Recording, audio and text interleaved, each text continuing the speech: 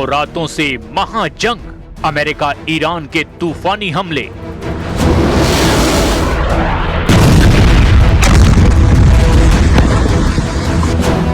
पश्चिम Asia से इस वक्त की सबसे बड़ी और खौफनाक खबर सामने आ रही है। अमेरिका और ईरान के बीच जारी जंग के 9 दिन हो चुके हैं। बीती 9 रातों की भीषण बमबारी ने पूरे मिडिल ईस्ट को बारूद के ढेर पर ला खड़ा किया है। हॉर्मुज की खाड़ी से लेकर जॉर्डन के रेगिस्तान तक, कुवैत के एयरबेस से लेकर ईरान के बंदरगाहों तक आसमान से सिर्फ मिसाइलें बरस रही हैं और जमीन पर सिर्फ तबाही के निशान दिखाई दे रहे हैं। अमेरिकी सेंट्रल कमांड यानी सेंटकॉम ने ईरान के सैन्य और नागरिक इंफ्रास्ट्रक्चर पर अब तक का सबसे बड़ा हमला बोला है। दावा किया जा रहा है कि अमेरिका के राष्ट्रपति ने 2 टूक कह दिया है कि ईरान को हम नरक यानी जहन्नुम बना देंगे। ईरानी क्रांति गार्ड्स यानी IRGC ने जॉर्डन और कुवैत में मजबूत अमेरिकी ठिकानों को बैलिस्टिक मिसाइलों और सुसाइड ड्रोन से निशाना बनाया है। जॉर्डन और इराक में अमेरिकी ठिकानों पर हमले में 4 और अमेरिकी सैनिकों की मौत हो गई है। अब अमेरिका के कुल सैनिकों की मौत का आंकड़ा 17 तक पहुंच चुका है। इस वक्त अमेरिका के फाइटर जेट्स और टॉमहॉक मिसाइलें पूरे ईरान में चुन चुनकर सैन्य ठिकानों को निशाना बना रही है। ईरानी विदेश मंत्री अब्बास अराक्ची ने कहा कि ये जंग तभी खत्म होगी जब मैदाने जंग में अपर हैंड ईरान के पास होगा।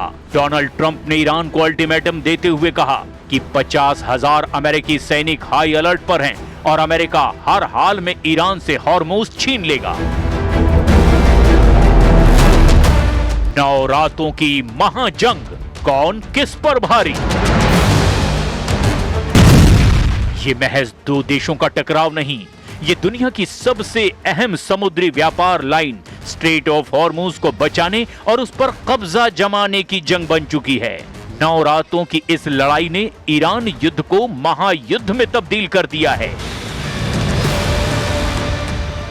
अमेरिका ने मिडिल ईस्ट में तैनात अपने 50,000 सैनिकों को सर्वोच्च अलर्ट मोड पर रखा है।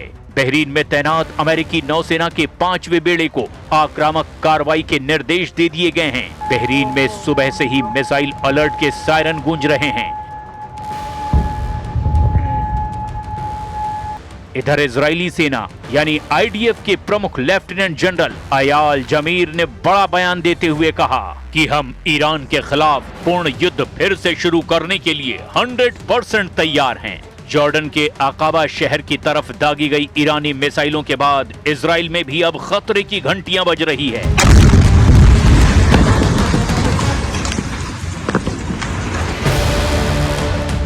ईरान में अमेरिका के तूफानी हमलों का दायरा अब बहुत ज्यादा बढ़ चुका है। अमेरिकी सेंट्रल कमांड ने पिछले 9 दिनों में ईरान के होर्मुज़गान प्रांत, बंदर अब्बास, सिरिक पोर्ट, केशम द्वीप और खार्ग आइलैंड जो ईरान के तेल निर्यात की रीढ़ है, वहां जमकर बमबारी की है। खार्ग द्वीप और बंदर अब्बास के इंफ्रास्ट्रक्चर को भारी नुकसान हुआ है।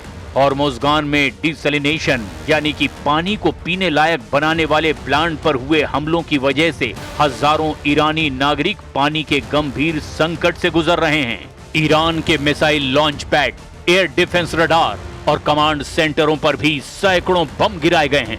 एक तरफ अमेरिका अपनी सैन्य ताकत और फाइटर जेट्स के जरिए ईरान के इंफ्रास्ट्रक्चर और नेवी को पूरी तरह से तबाह करने में जुटा हुआ है, तो वहीं दूसरी तरफ ईरान अपनी एसिमेट्रिक वॉरफेयर नीति यानी सस्ते ड्रोन, घातक बैलिस्टिक मिसाइलों और हॉर्मुज की नाकेबंदी के जरिए अमेरिका और उसके सहयोगियों की कमर तोड़ रहा है।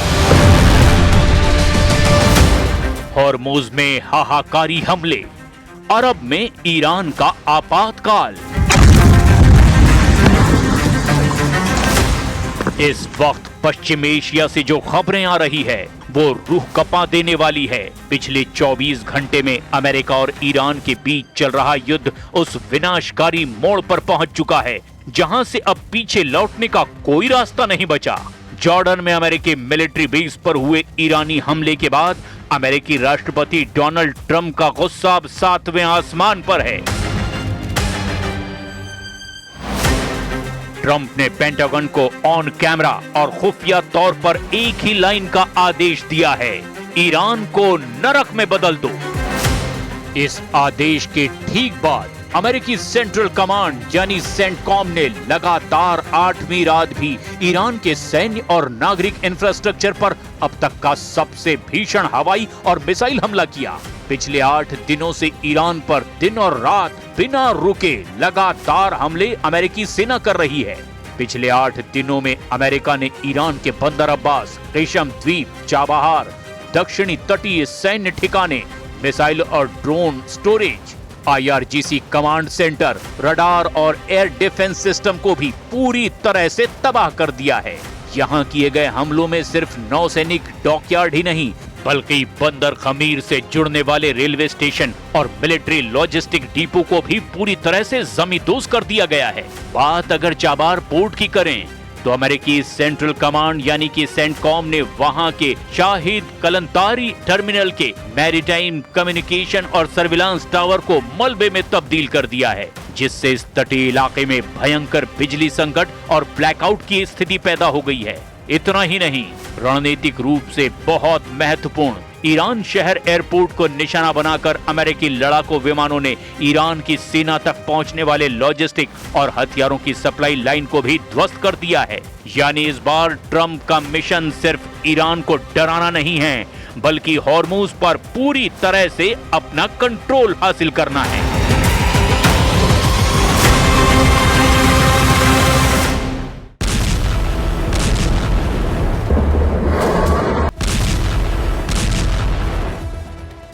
ईरानी मिसाइल ने जॉर्डन में मारे अमेरिकी सैनिक। लगातार 9वीं रात अमेरिकी स्टील्थ बॉम्बर्स और टॉम हॉक मिसाइलों ने ईरान के आसमान को चीरते हुए उसके सैन्य ठिकानों पर बमों की बारिश कर दी है।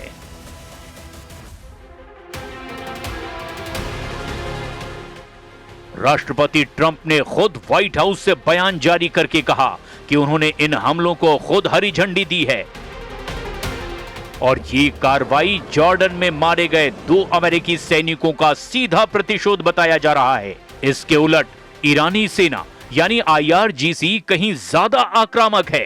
ईरान का दावा है कि उसने जॉर्डन के बेस पर अमेरिकी वायुसेना के कई लड़ाकू विमानों को जमीन पर ही नेस्तनाबूद कर दिया है।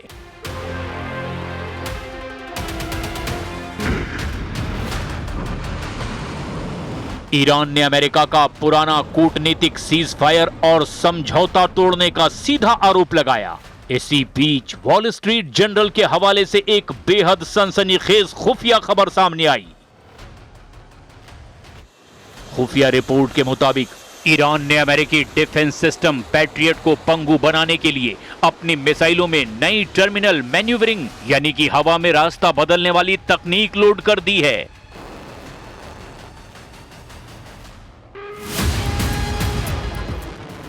ईरानी मिसाइलें अब टारगेट के करीब आते ही अपनी दिशा बदल रही हैं, जिससे अमेरिकी रडार उन्हें ट्रैक तो कर रहे हैं लेकिन इंटरसेप्टर मिसाइलें हवा में चूक जा रही हैं। यही वजह है कि जॉर्डन के एयरबेस पर पैट्रियट सिस्टम के लगे होने के बावजूद ईरानी मिसाइल सीधे निशाने पर लगी हैं। अमेरिकी अखबार वॉल स्ट्रीट जर्नल की रिपोर्ट में दावा किया गया कि ईरान के हमलों ने अमेरिकी रक्षा विभाग यानी पेंटागन के होश उड़ाकर रख दिए हैं। पेंटागन इस बात से बेहद चिंतित है कि अमेरिका का एडवांस पैट्रियट और third air defence system Iran की सारी मिसाइलों को रोकने में नाकाम साबित हो रहा है। WSJ की रिपोर्ट के मुताबिक ईरान ने अपनी मिसाइल रणनीति में 3 बड़े और खतरनाक बदलाव किए हैं। अल्ट्रा हाई स्पीड ईरानी बैलिस्टिक और हाइपरसोनिक मिसाइलें अब तक सबसे तेज गति से उड़ान भर रही हैं। इससे अमेरिकी रडार को उन्हें ट्रैक करने के लिए बेहद कम समय मिल रहा है। टर्मिनल मैन्यूवरिंग यानी दिशा बदलना, ये मिसाइलें अपने टारगेट से ठीक कुछ किलोमीटर पहले ही अचानक हवा में अपनी दिशा बदल देती है और इसके कारण अमेरिकी इंटरसेप्टर मिसाइलें आसमान में खाली हाथ रह जाती हैं।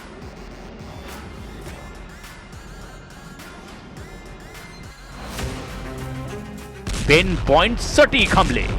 ईरान अब सिर्फ अंधाधुंध हमले नहीं कर रहा बल्कि अमेरिकी एयरबेस के सबसे संवेदनशील हिस्सों जैसे फ्यूल डंप और कमांड सेंटर को सटीक तरीके से निशाना बना रहा है।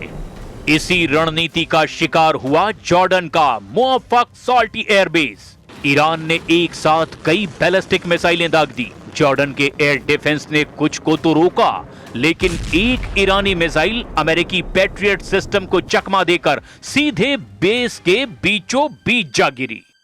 धमाका इतना भीषण था कि 2 अमेरिकी सैनिकों के तो चीथड़े उड़ गए। एक सैनिक का अब तक कोई सुराग नहीं मिला है और पूरा बेस मलबे के ढेर में तब्दील हो गया।